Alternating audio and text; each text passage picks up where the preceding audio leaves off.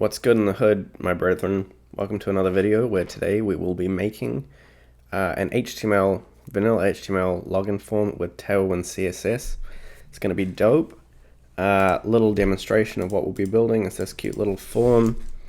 Put in a username, put in a password, and if we submit that and go to the network tab, we can see that we get a request and we get back whatever we details submit. So this whole form actually works. You can switch between login and register. It's going to be awesome, super responsive, looks real pretty, good on all screens, fits perfectly. Link to the code is in the description, and let's dive into it. So we are just going to start off by shutting down this project here, opening a new tab, and starting off with a vanilla project.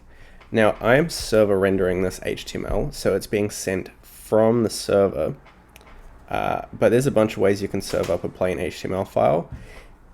To get this initialization set up, there's a link to a quick post in the description. Also, it takes like 2 seconds to get this project folder set up. Great for a full stack vanilla HTML kind of full stack project set up with Tailwind. So essentially what we have here is nothing. We have a server that will receive any information and just send it back showing that we received it, and we have an index.html file where we're going to have our login form. Currently we are importing the style sheet that gets created because of Tailwind, which is super cool, and we are going to start building our application. The first thing we're going to do is actually just serve this up. So I'm going to go npm run dev, and this is going to serve up my current file at localhost 5353. And so here we can see that it's all working. I've got my text James showing up, so that's cool. And yeah, let's get into the thick of it. So the first thing we're going to do is come over to Google Fonts. And we don't currently have any fonts, but what we're going to do is use Poppins for this video. Google Fonts are absolutely excellent. And so if you just come in here and grab all of the regular fonts, you can use any font that you want, but I think Poppins looks dope. Come all the way to the top. Nope, don't want the italics one. Just want that. And to import them into any project, all you do is you copy this link tag. Equally, you could import them into a style sheet. We're just going to copy that link tag, come up here and add it into the meta of our particular project.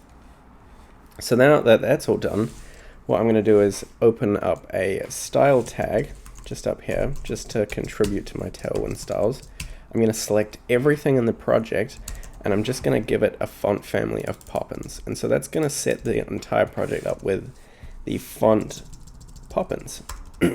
Super easy. And so now, I don't know that you'll see much, and actually I won't do anything just yet. We've initialized that, we can start actually building our form. So for our form, if we clear out this body content, we are going to start off with the actual page. So all of our HTML gets rendered within this class element, and so we're going to make sure that this class element takes up the minimum height of the screen, because currently it's only going to take up what height it requires. And so after we've done that, we're also going to make sure that it has a background of Slate 900. Now, when you're developing with Tailwind, I'd totally recommend that you just have their Tailwind docs page open. It's absolutely excellent. You want to know the colors, you just quickly go to the colors, you know the tag, and you get familiar with them real quick. But yeah, if I just save that and restart our little server, reserve that page, we can see that now our text is gone, we're occupying the full page, and we have a background of Slate 900. Cool. The next thing we're going to add in is an h1 title. So I'm going to give an ID of title, and this is going to have a class. So our text is going to be white.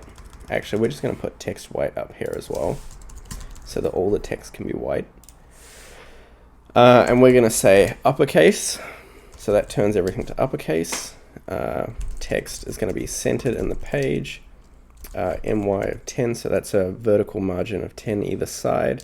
But on small pages, anything, actually other way around, anything larger than a small page, we're actually going to upgrade that margin top to 24. And we're going to go select none so that you cannot select the text. And in this particular tag, we're just going to start off by saying login. Cool. So yeah, if you're not really familiar with Tailwind, basically how it is, instead of having a style sheet, you just put all your classes straight into the class tag. Super easy. Next, we're going to have a form element that's going to contain all of our information, and we're going to give this an ID of registration. And this is going to have classes of flex. We're going to give the flex direction to column, so that's with flex col. And we're just going to separate everything out by 6, so that's with gap of 6. Open that bad boy up. And now we're going to have our inputs, and we're going to have 3 of them. The first one is going to be an input type text, so that's going to be for the username. And I'm going to say autocomplete is going to be off, and ID is equal to username. Easy peasy. The placeholder will also be username, and we're going to say that it's required. Now for the styles, I'm going to bring it onto a new line and just say class is equal to, and there's quite a few of them, so hold on tight. The first one is transition. So this just enables all transition properties. We're going to say background is transparent so that we can see through it. We're going to set the duration to 300 milliseconds, so all transition durations. We're going to give it a padding all around of 2, a border bottom of 2 pixels. We have to say that it's a border solid, and we're also going to say border white, so that's going to be the initial color. I'll enter that onto a new line. Then we're going to have text white. Don't need that because that's already above. We're going to give it a shadow, and that's going to be a large shadow. And on focus, we're going to make sure that there's an outline of none, because the default for clicking on an input is that you get this weird little focus pop-up, which we really don't want. We're going to say mx of auto. So that's a horizontal margin of auto, so it automatically centers. We're going to say max width is going to be the full width of the screen so that it never overflows the screen. And finally, a width of 96 on larger screens, or anything that's above 96. And focus. So when we focus, we're going to change the border to green 400. So the border bottom will go from being a white to a green.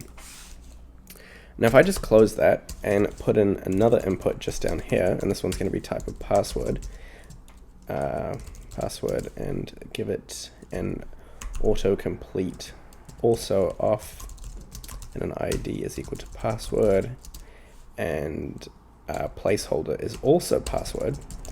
If I just required put that in, we'll be able to compare the two and see what a normalized input looks like versus our special input. So here we can see that we have a nice little login button, and we also have our first user input centered in the middle of the page. And then we can see what the default setting is for an input, which we really don't like, and I'm glad we're changing. So obviously this login screen is too small, so we're just going to come up here real quick and select that tag. Now you can change the font size using the classes, but if it's a larger or less common font size, sometimes it's still nice to just have the little styles, and you'll be able to add them in and it will all come together. So that's all good. We're also just going to copy this class list and pop it on this particular input here, because they're both going to have the exact same class list. And finally, we're going to have an input, and this type is going to be submit. So as opposed to having a submit button, except for this one, we're just going to give it the value of submit, and that's going to automatically make sure that it's filled in with the submit button. And for this one, we also have a couple of classes. So our class is going to be small text, font weight of medium. So that's a good example of how you can set text sizes and font weights. Cursor is going to be pointer, so that it turns into a little click cursor when you hover over it. We're going to give it a vertical padding of 3. And for the background, we're going to have a linear gradient. So what you do is you go background gradient 2 and specify the direction. So we'll specify right. You can say from cyan 400 to teal 300. So super easy. After that, we're also going to say transition. The duration is going to be 300. And now we're going to specify that on hover, the opacity goes from the original, which is 1, to 70, which is equivalent to 0.7. Then finally, just like the other ones, we're going to have a margin X of auto, a width of 96, and a max width of full and uppercase. So now with that all done, if I close that and enter that onto a new line, we should be able to restart our server, and most of our form should be done, to be fair. Let's see what that looks like. And so just like that, we have a cute little form with little hover buttons and everything, except for the minute this login form will do absolutely nothing and completely won't work. So the last thing we're going to do is add in a little button down the bottom, and this div is going to be responsible for sending people between the registration and login pages. And so for that, I'm just going to have a div with an ID equal to auth button. And so for this auth button that's going to contain the word register initially, we're going to give it some classes. So this is also going to be select none, which means that it will still work as a button, but they can't highlight the text. We're going to say uppercase, text is going to be white, margin X of auto, width is going to be fit content, so it's only as wide as it needs to be. We're going to say text is going to be extra small, cursor will be pointer, transition once again, and that duration is going to be 300 milliseconds. And on hover, we're just going to set the text color by saying text cyan, and that's going to be 300. And finally, we're going to give it a padding of 4. And so if I close that div, in here, we're just going to start off by saying register. So that's pretty chill. And so once again, if I recompile this page and refresh it over here, we have this cute little register button that hovers. Although once again, currently this does absolutely nothing except refresh, because that's what forms default do on refresh.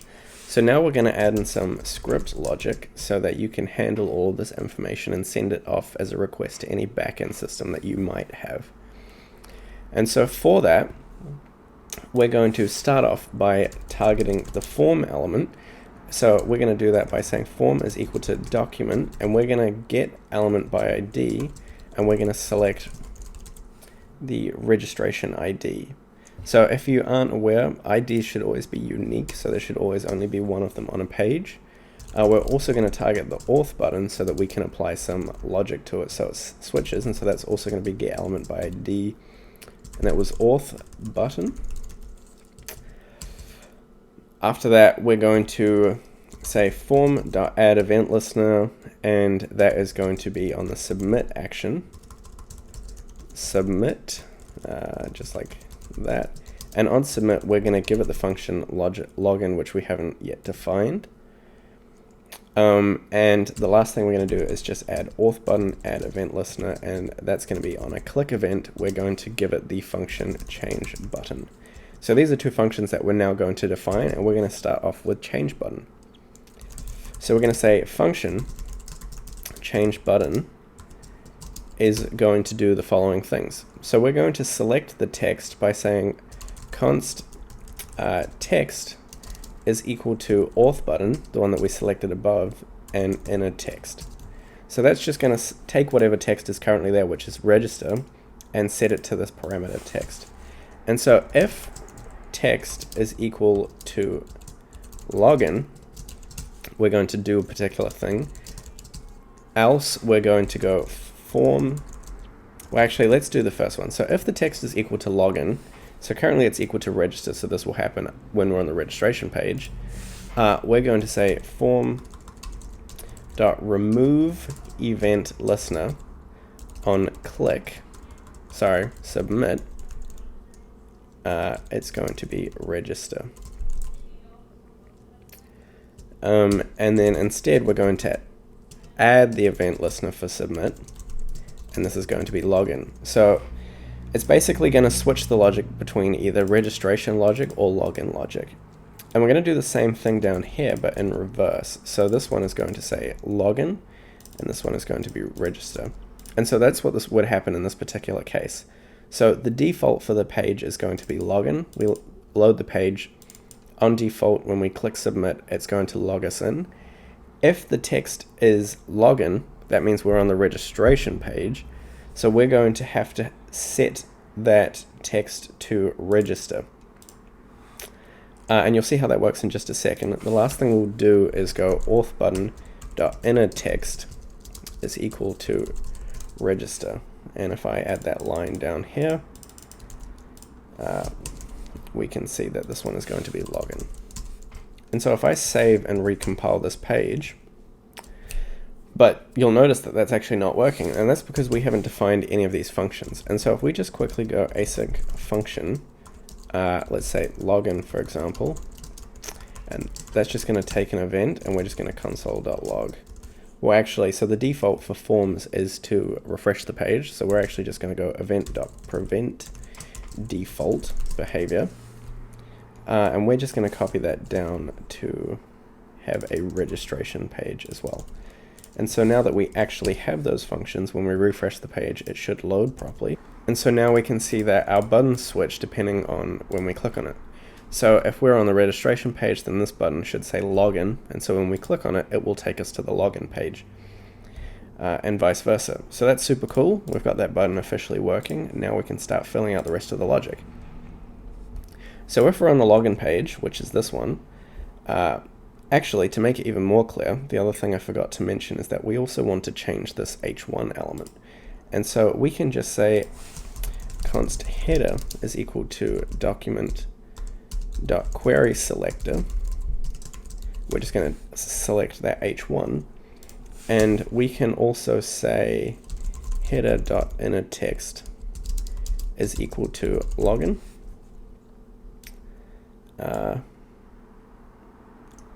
And for this one, it should say registration maybe.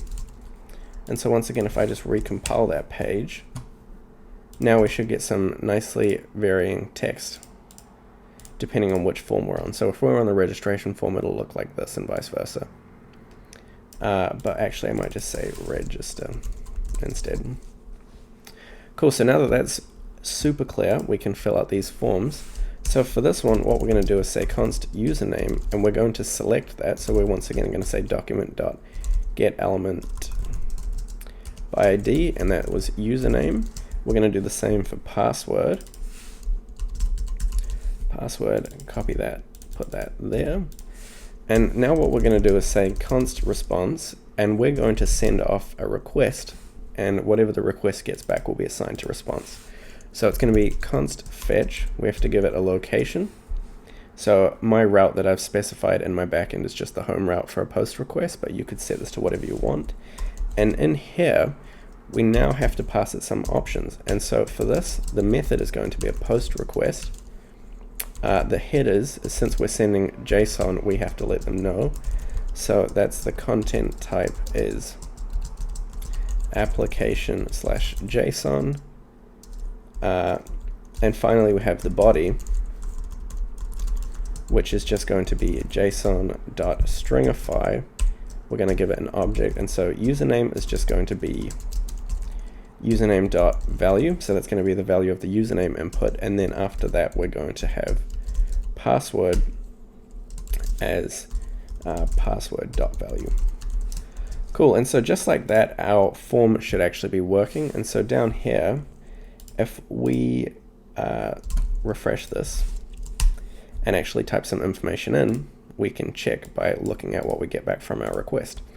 So if I come into the network tab,